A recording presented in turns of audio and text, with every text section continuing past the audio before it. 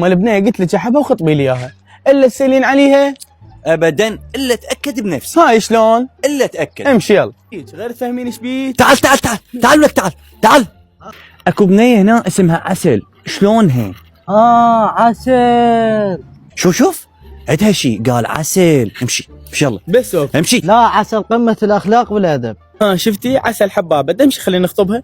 لا هذا فاهي، امشي نسال غيره. يما جاي نسال على بنيه اسمها عسل بمنطقتكم. عسل كلش حبة بس خالتها. شوف خالتها هسه بس تاخذها انه بسحوره وطلايب بينات. امشي ما ناخذها. امشي وقفة خالة، ترى خالتها استوها ماتت. الله اكبر عليك يما دمشي خلينا خطبي لي. امشي هذا كذاب. لان بنات هسه نسال عليها، هذولاك ولد عندهم علاقه بها. علاقه ساليهم. ايه عسل بنت ام عسل شلونها؟ يا عفتوها كلها تخطبون من هاي المنطقة اللي ما بيها شريف. لك المنطقه ما بيها شريف. امشي خل نروح. امشي خلينا نتفاهم. الا عسل بنت ام عسل اشرف وحده بالمنطقة. شفتي ده خطبي لي هاي. بس هي شوية طويلة. طويله ظل يومين تبسط بيك. امشي يما اريدها بس لا تجيب طاريها. امشي اخذ لك بنت خالتك لا تجيب طاريها. امشي يلا.